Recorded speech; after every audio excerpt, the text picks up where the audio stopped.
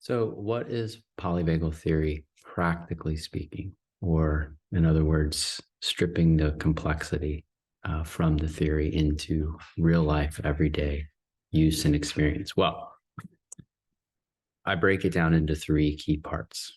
First, how we feel is more than a feeling. In fact, how we feel is a deeper reflection of how our physiology is being regulated by our autonomic nervous system. So what does that mean? Well, that means how our heart is beating, how we're breathing, a level of metabolic output. In fact, how our energy is even being created in the mitochondria.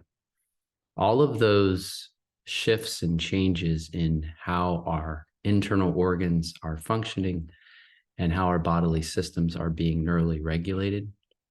That's what I mean by our physiology. So how we feel is really a deeper reflection of our physiology and how our physiology is being neurophysiologically regulated. Part two,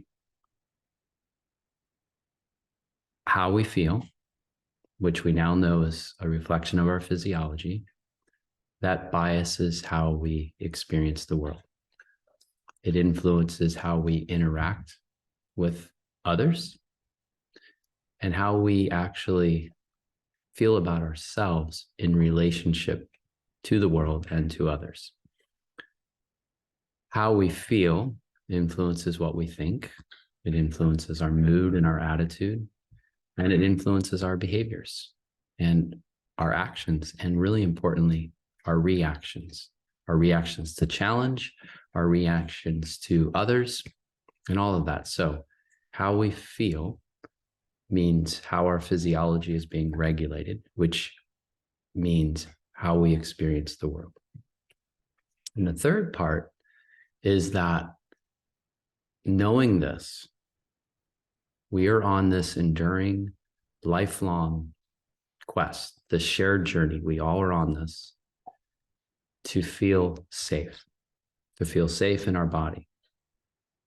Problem is, or the challenge rather, is that for most of us, or many of us, actually feeling safe in our body, which would mean a body that's being regulated to support our health and our recovery and our resilience and our relationships with others, that felt sense of ease and safety and connection in our body doesn't actually feel safe.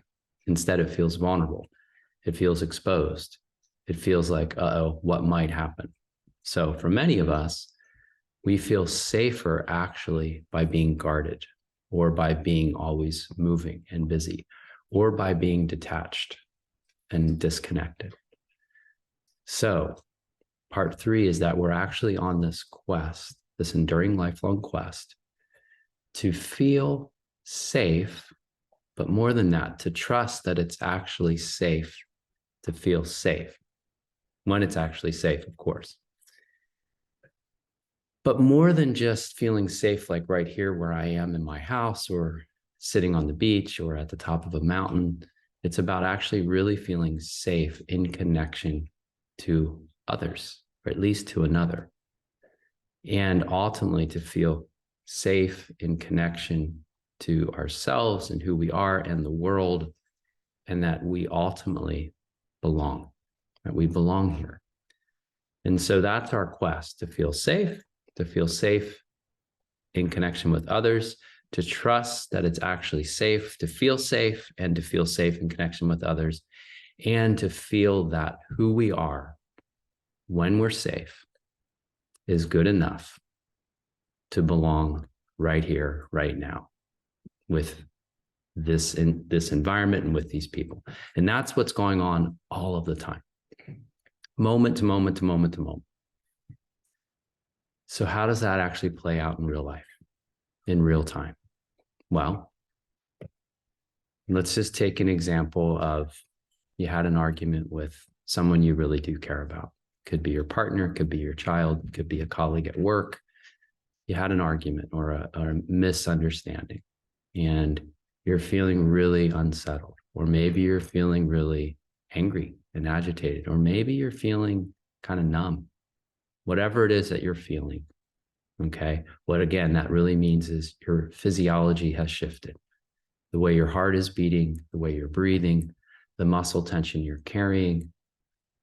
If you're speaking, the tone of your voice, your gestures, your movements, your postures, all of those attributes of your physiology have shifted in one way or another. So now let's say you're not in that interaction anymore, but you're on your way and you go into the grocery store and you're preoccupied. You're going through those stories about what happened. You have all these different changes in your physiology. You're broadcasting all of that to every interaction you're having, even when you're not directly having an interaction. Those around you are picking up on your muscle tension, your facial expressions. If you're speaking, they're hearing it in the tone of your voice. And so instead of exchanging this warmth and welcome and connection to the world, you're exchanging warning, danger, threat, uncertainty, risk. And each of those bodies that you're coming in contact with will respond. They'll respond in one way or another. Some might be very present and grounded, and they might be in their safe place. And so they might, when they feel a shift, because there will be a shift in their own physiology in reaction to your physiology. They may reach out and try to engage. They may try to assure you, hey, it's all okay, or reassure themselves that actually we're all okay, right? So others might look away, turn away. I'm getting out of here. I don't want to be around this, right? Some might actually start amping up too and kind of get confrontational. And some might just be in their own unsafe physiology. They may not pay much attention. They may not notice. And they may be numb and just sort of avoid and all of that as well. So regardless, when you or I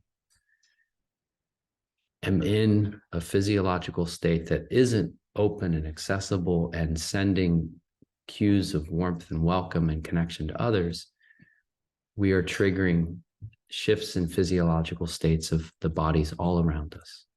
And that is reinforcing, in one way or another, our own felt sense of not feeling safe and at ease and connected in our own body. And that may feed to that physiology, which may feed into more and more of a narrative that continues to create more and more of a defensive, threat-oriented physiology versus a at ease, connected, I'm okay physiology. And so now we get back in our car and maybe we're feeling even more unsettled. Maybe our narrative has even grown now because we didn't get reassurance from everyone around us. And so now we are in our car and we scroll through our phone and we find a really aggressive song to play to match how we're feeling. And we start feeling this music and we start getting more and more amped up, just like my dog's doing right now behind me as he feels my energy. And now we're driving and we're feeling more and more energy and we're feeling more and more mobilized. And someone cuts us off and we bang our steering wheel. Maybe we yell. We get really, really tight. Our heart starts racing even more. We start sweating. And then we pull over and we go, what is going on? And maybe we even start to cry. And maybe we kind of collapse over the steering wheel and we just are like, how did I get here? How did all this happen? What's going on? And our heart rate starts to slow. Our breathing starts to also slow. And we start to kind of fold and maybe more tears are coming. And we feel for a moment, maybe we feel helpless or we feel completely alone and confused or maybe even hopeless. But that's not the end of the story. So when we understand polyvagal theory and how I was trying to hopefully articulate the essence of the theory and how I apply it to my life, we have a pathway back out of that experience. Here's one example. I might now find a song on my playlist that's more nurturing, that's more meeting me where I am, that brings me a sense of connection or a memory of a song that I absolutely love and that starts to lift me. And as I play that song, I also in that moment become more intentional about my breath. Maybe I start to deliberately feel my breath.